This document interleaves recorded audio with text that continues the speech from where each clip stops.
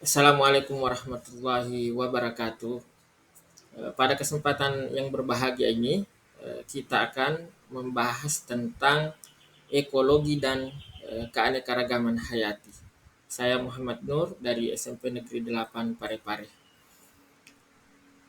Kita awali dengan pengertian ekosistem.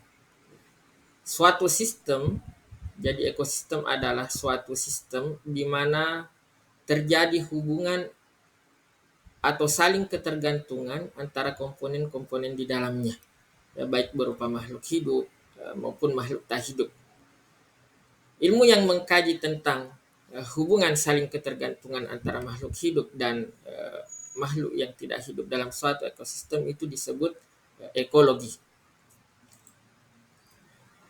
Ada dua jenis ekosistem di alam ini. Ada ekosistem terestrial dan ada ekosistem perairan. Meskipun suatu ekosistem itu bisa sekecil oasis di gurun atau sebesar lautan yang terbentang ribuan kilometer. Kita mulai dari yang pertama, yaitu ekosistem terestrial, yaitu ekosistem yang komunitas atau organisme berbasis daratan dan interaksi komponen biotik dan abiotiknya di suatu wilayah tertentu saja. Contohnya hutan, padang rumput, tundra, dan gurun. Hutan, kalau ekosistem hutan, ya kawasan daratan yang didominasi oleh pepohonan dan hewan yang hidup berinteraksi dengan lingkungan. Sedangkan padang rumput, jadi pada ekosistem padang rumput itu vegetasi didominasi oleh rumputan atau herba. Sedangkan kalau tundra, ya salah satu jenis bioma yang pertumbuhan pohonnya terhambat oleh suhu rendah dan musim tanam yang pendek. Contohnya di daerah-daerah beriklim subtropis, daerah-daerah bersalju. Dan yang terakhir ekosistem gurun, yaitu wilayah landscape tandus yang curah hujannya sedikit dan akibatnya kondisi kehidupan tidak bersahabat bagi tumbuhan dan hewan. Ya, jenis ekosistem kedua yaitu ekosistem perairan. Ya, ekosistem yang terdapat pada suatu perairan. Tentu saja kita ketahui perairan itu ada dua jenis saja, air tawar dan air laut. Nah, ekosistem air tawar yaitu ekosistem perairan yang meliputi danau, kolam, sungai, aliran sungai, dan lahan basah. Nah, ini tidak memiliki kandungan garam, berbeda dengan ekosistem laut. Ya, kalau ekosistem laut itu adalah ekosistem yang meliputi lautan dan samudra.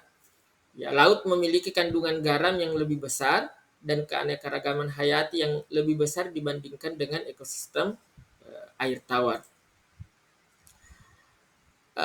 Ada dua komponen dalam ekosistem, ya, yang sering kita dengarkan, komponen biotik dan komponen abiotik.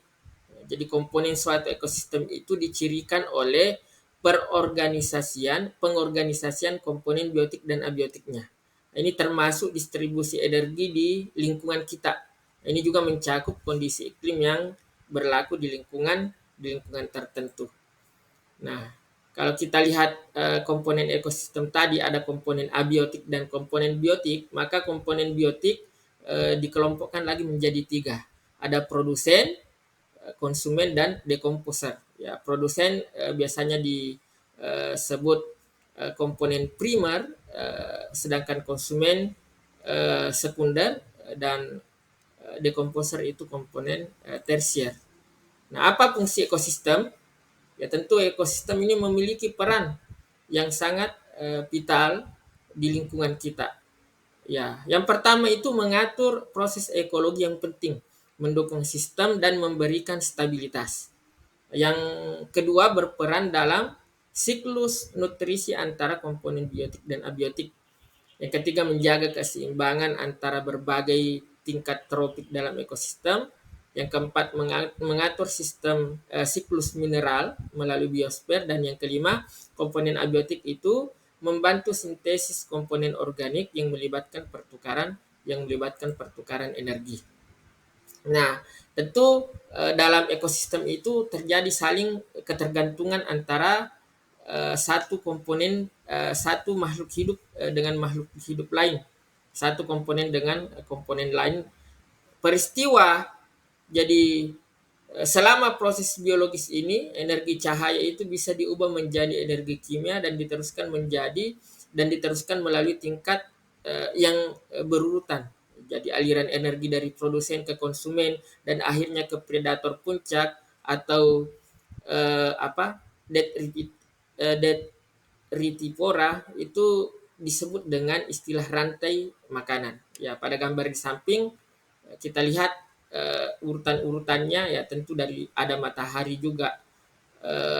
Nomor satu ada rumput, kemudian rumput dimakan oleh belalang, belalang dimakan oleh tikus, tikus dimakan oleh ular, ular dimakan oleh elang, dan ketika elang mati, ya komponen elang ini akan diuraikan oleh jamur, kemudian apa terbenam ke tanah menjadi nutrisi bagi rumput kembali ketika mendapatkan sinar matahari dan hujan, ya hujan yang cukup akan tumbuh rumput kembali.